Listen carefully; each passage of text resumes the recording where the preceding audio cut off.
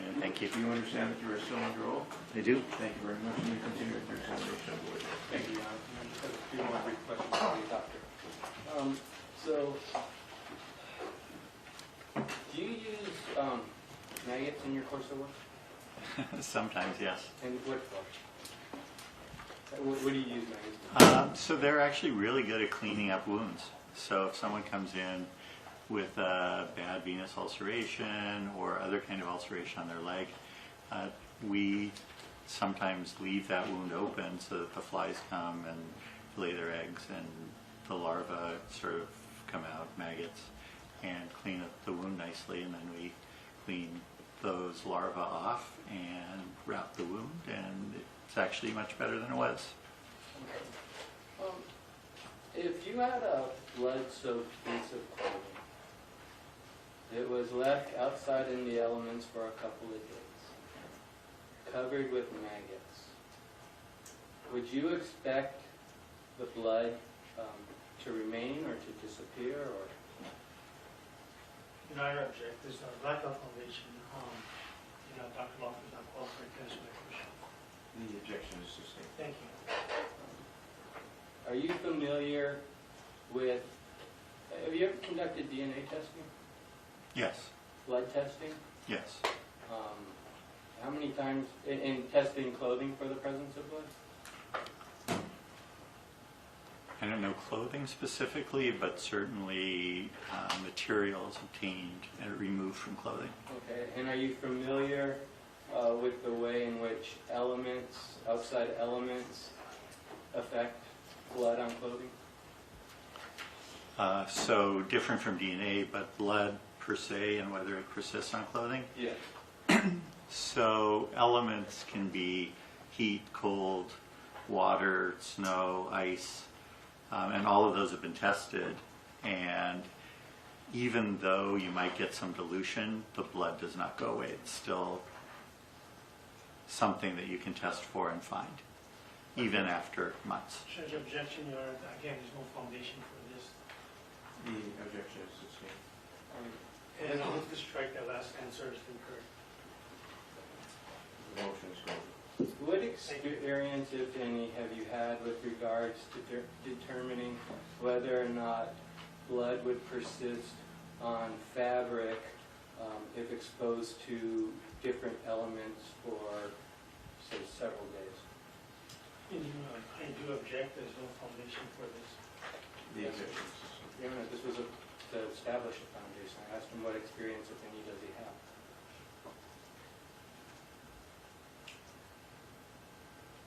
Lack of foundation, Your Honor. For a foundation. I think maybe you should rephrase the question. I'll sustain the objection. Do you have any experience with, like I said, testing fabric that's exposed for blood, for the presence of blood, which fabric has been exposed to the elements that you just discussed? Yes. How many times have you tested fabric that has been exposed to outside elements for the presence of blood? So there are at least two pieces to that. The simplest answer is in the dry cleaning business. Judge, I do object. Again, this based on the answer he's about to give, there's a lack of foundation. The objection is sustained. Thank you. Do you have any training in the detection of blood on fabric? I've got a lot of experience. I don't know that I've Can you trained. tell me what that experience entails? So again, even in the laundry or dry cleaning business, we are frequently asked to get stains out. Working in the emergency department, stains happen all the time. You try to get them out. They're actually really hard to get out. I've had, on occasion, probably 10 different cases where someone attempted to remove a stain, and it was subsequently tested. Judge, again, I do object. That is based on hearsay. It's speculation as to what he's going to discuss about the stain, and there's a lack of foundation for Dr. Lofton to go further in this matter. The objection is sustained. Thank you.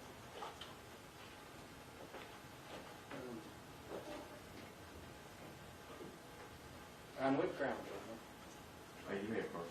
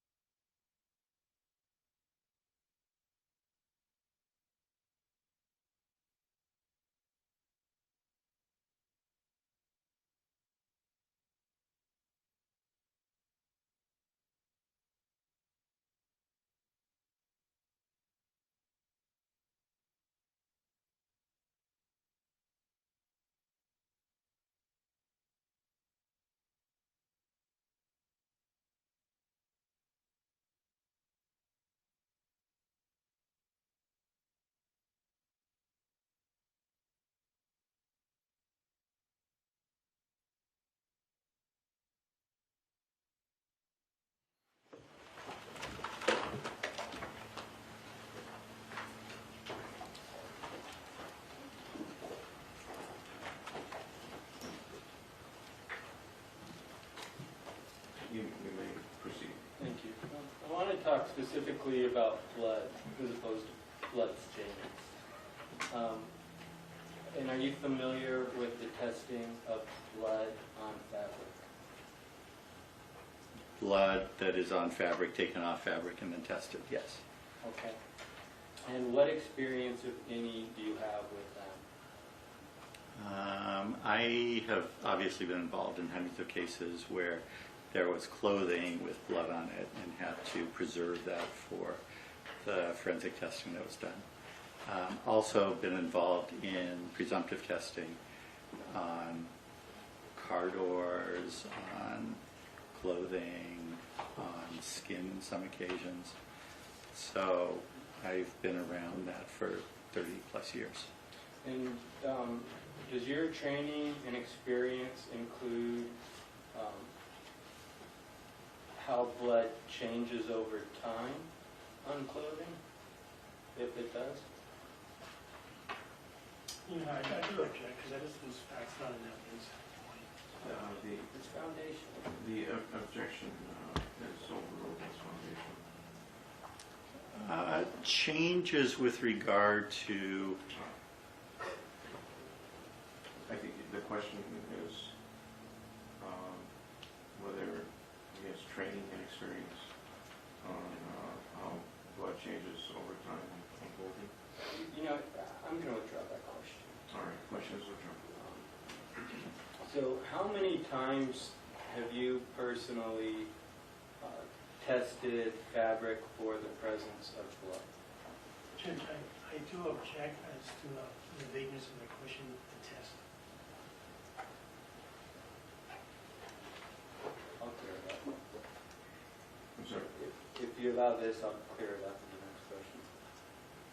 Why don't we do this? Why don't we have, I'll sustain the objection. Why don't you rephrase the question? What, if any, types of testing have you conducted on fabric for the presence of blood? So just treating fabric to remove blood is probably partially testing because we have specific reagents and enzymes to get rid of blood in clothing. As far as forensic testing, I've watched people swab and make determinations with regard to fabric and stains and determine whether it was blood or not. But I've not done that myself. So, Your Honor, I would move to strike the part as non-responsive. The question was, what testing have we done? The last part is responsive to a Dr. Lauber's answer. Thank you. I'm going to overrule the objection. Are you familiar? Well,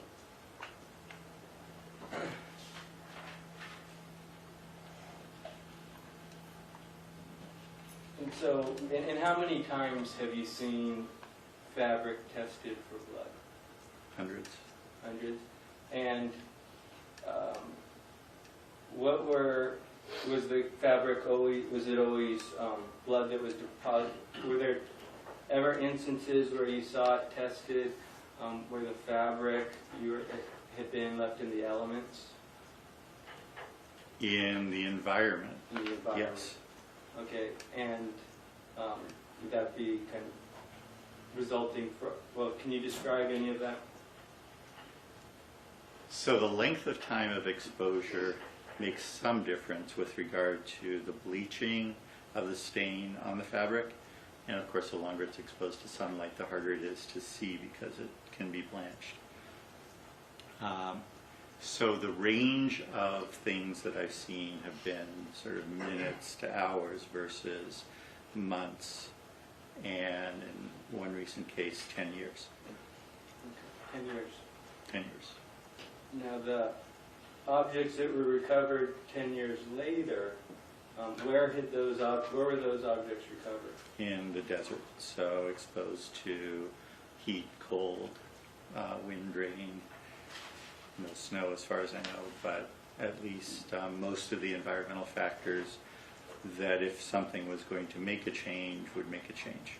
Okay. Have you ever seen clothing that was tested for blood that had been covered in maggots?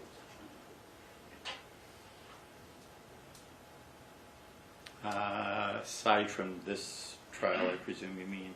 Yes. I don't know previously that I've seen that. Okay. Do you know,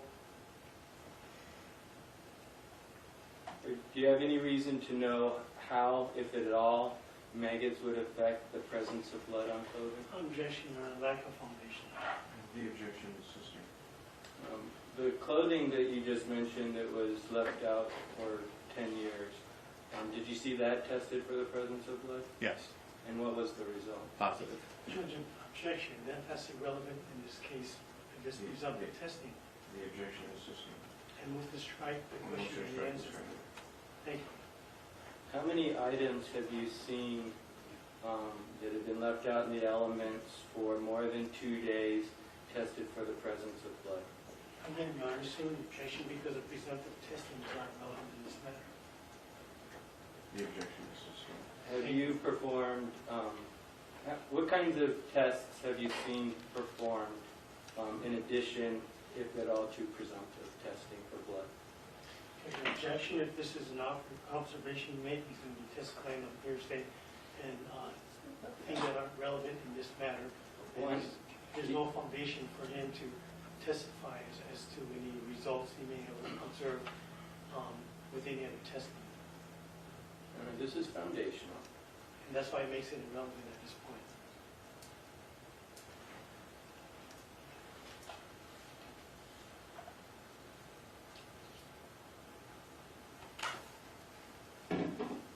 I'll overrule the objection.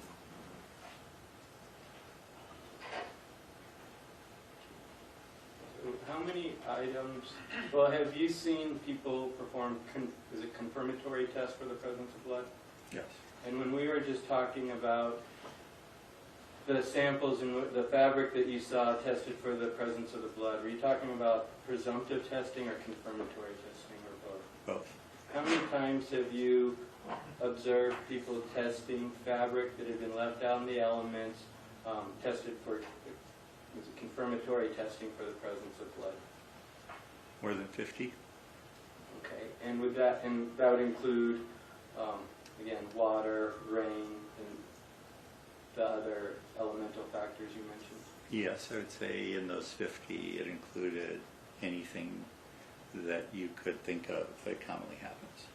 Okay, and how many of those cases involved either a stabbing or a shooting?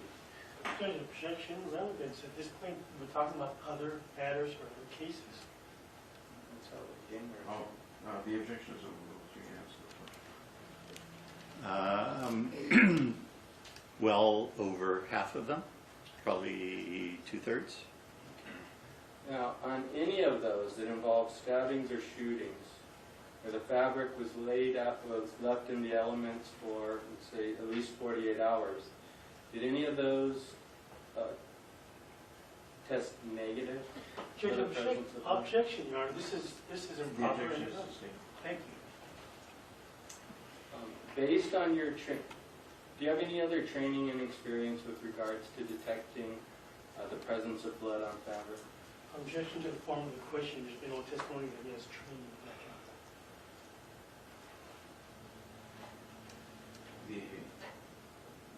The objection is sustained. I believe he's already testified that he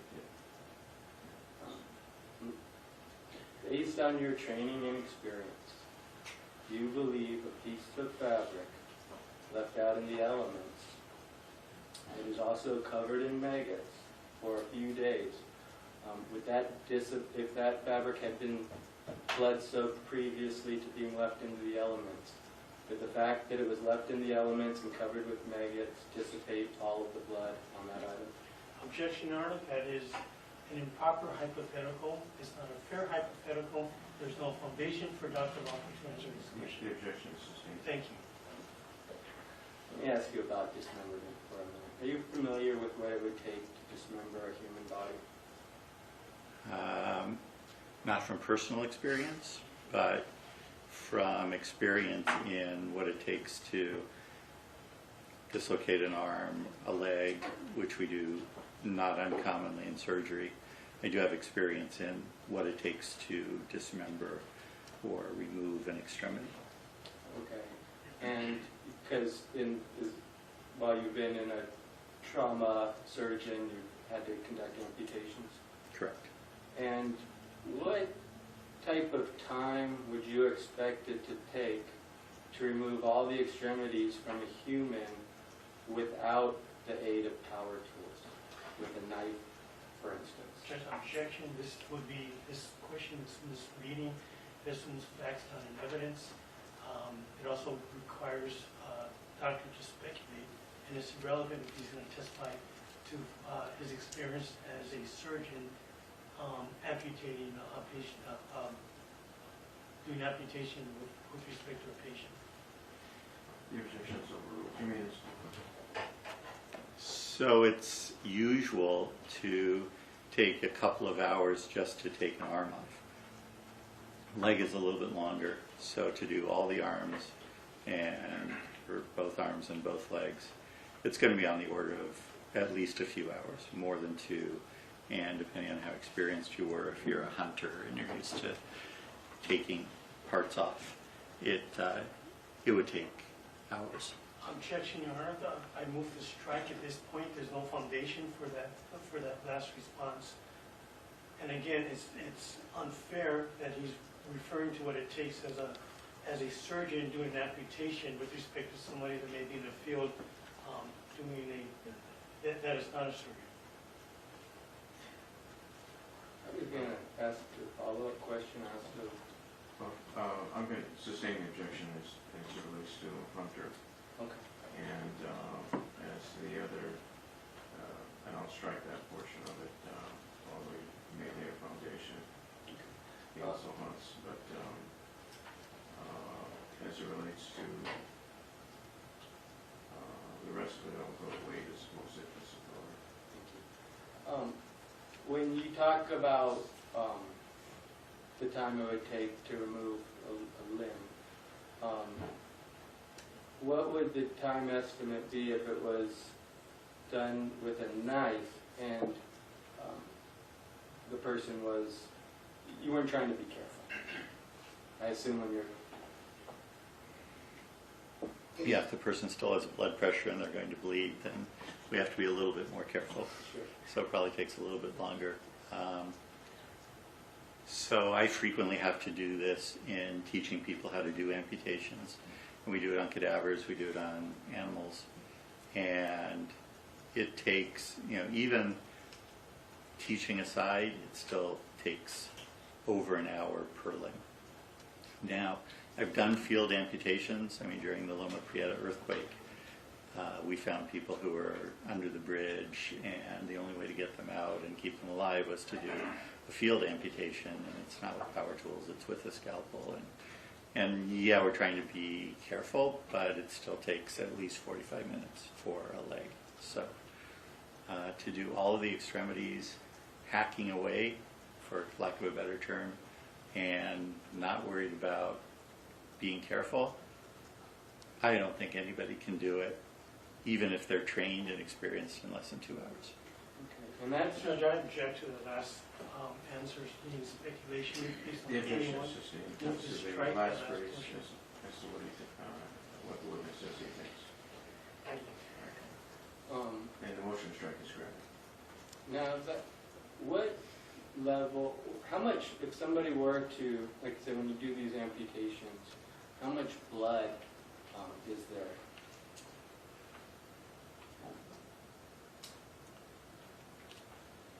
The usual reason for doing an amputation is because a person has poor blood supply. So almost by definition, there's not enough blood supply to keep the limb alive. But our estimated blood loss at the end of the surgery is still 250 milliliters or more. Okay. What about if the person whose appendages were being amputated was already deceased? What amount, volume of blood would you expect to see in that situation? So the difference in that situation is there's presumably no blood pressure. There's still a little bit of sort of normal fluid pressure, but it's still on the order of 200 to 250 cc's. Okay. What was your estimate again for the amount of blood that you saw in the blue jeans? Oh, certainly less than 100 cc's. And that's, we were just talking about dismemberment. If we were to talk about defleshing, how much additional time would you expect to spend on a corpse in addition to what would be take to dismember it if you were to deflesh it? Judge, again, I object. That is vague and ambiguous with respect to defleshing, the way it's phrased. It would cause Dr. Walker to speculate at this point. Again, that question is vague and ambiguous.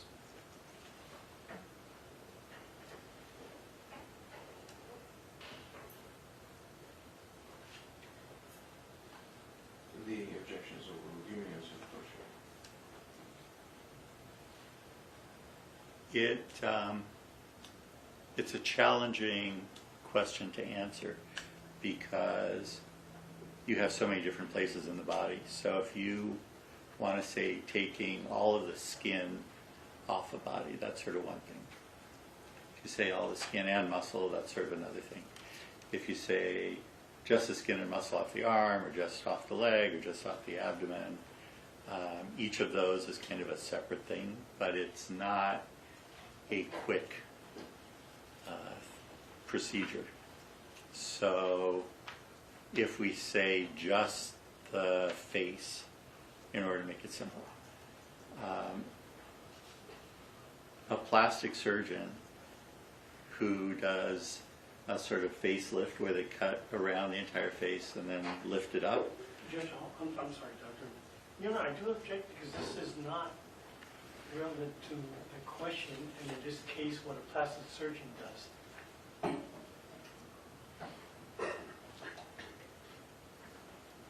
The objection is sustained. Can you estimate how much time it would take somebody to deflesh the head of a human? And let's just clarify, not being careful Correct. and just sort of hacking away in order to remove it. Yes. And is this a person who knows anatomy, or is this someone who's never done this before? It's have both. Okay, so someone who's never done this before and who's not worried about getting bloody or messy and just wants to take home a souvenir or do it for whatever reason, it'll probably take a couple of hours. If they're just sort of taking a piece off here and a piece off there, it's probably down to 30 minutes. If someone knows what they're doing, then they can sort of define the tissue planes and dissect along those. It makes it somewhat easier, but it also probably makes it take a little bit longer because they're being a little more careful. So it's on the order of a couple of hours. And that again is just for the head. Correct. Thank you. I have no further questions. We'll take a very short recess. I've got